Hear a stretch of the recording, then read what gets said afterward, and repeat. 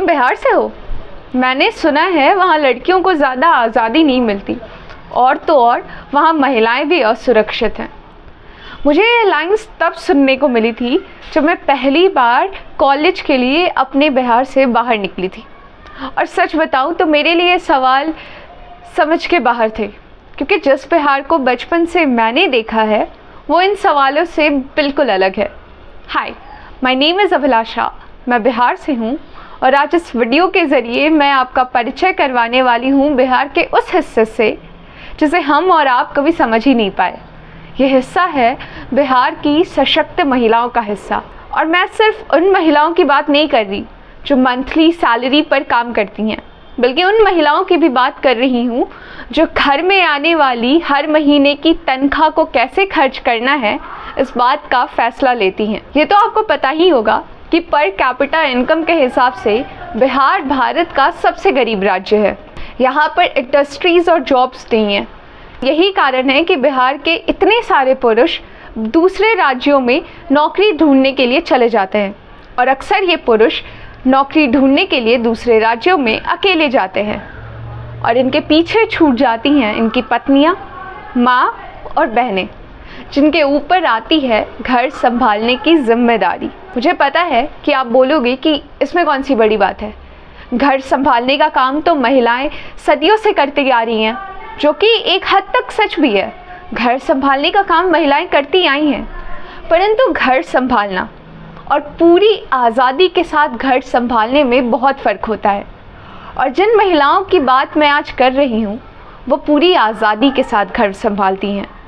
हाँ, ये बात सच है कि ये आज़ादी उन्हें इसीलिए मिलती है क्योंकि उनके घर में बड़े फ़ैसले लेने के लिए पुरुष नहीं है, लेकिन ये आज़ादी उनके पास है। इन महिलाओं के पास खुद के बैंक अकाउंट्स हैं। इन्हें पता है कि इन्हें बैंक अकाउंट में कितने पैसे रखने हैं, कितने पैसों की बचत करनी है, और इन्हें ये भी पता है कि अपने बचत के पैसों से कब प्रॉपर्टीज़ खरीदनी है।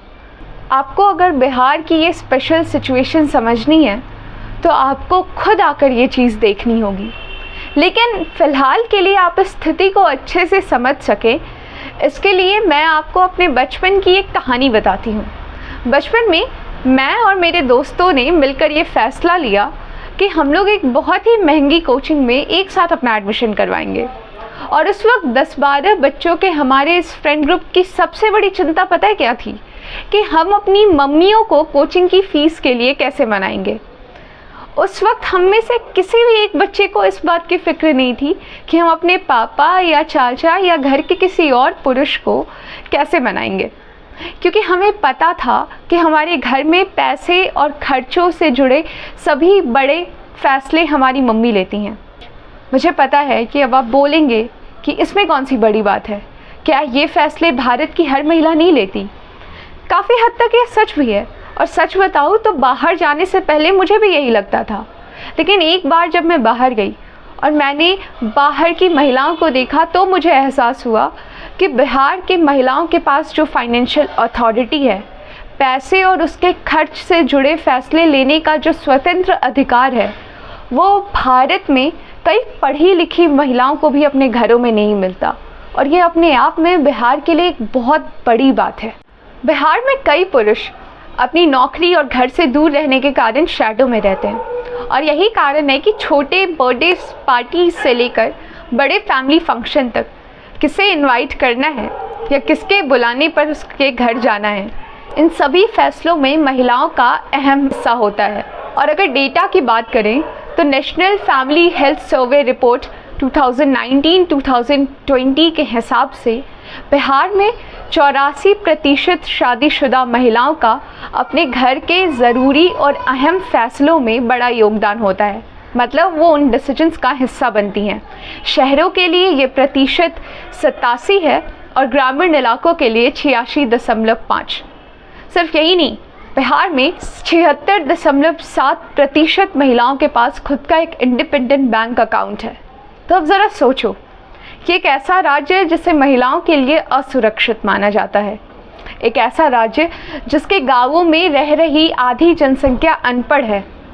उसी राज्य के उन्हीं गांवों में हर 100 में से 77 महिला के पास अपना खुद का एक इंडिपेंडेंट बैंक अकाउंट है और हर 100 में से 86 महिलाओं के घर उनसे बिना पूछे बड़े फैसले नहीं लिए जाते।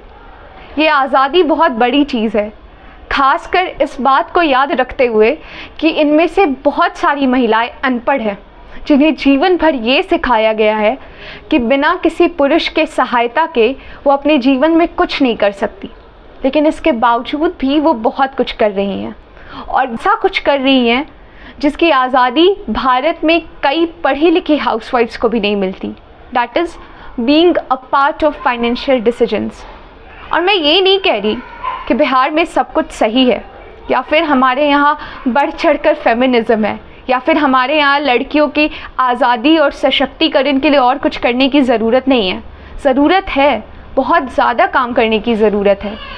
पर इस वीडियो को बनाने का मकसद यही था कि अगर आप फिर से कभी बिहार में महिला सशक्तिकरण या उनकी आज़ादी के ऊपर चर्चा करें तो आप महिलाओं के इस हिस्से को भी याद रखें जो एक पुरुष प्रधान समाज की सीमा के बीच रहकर भी अपनी एक छोटी सी आज़ाद ज़िंदगी जी रही हैं।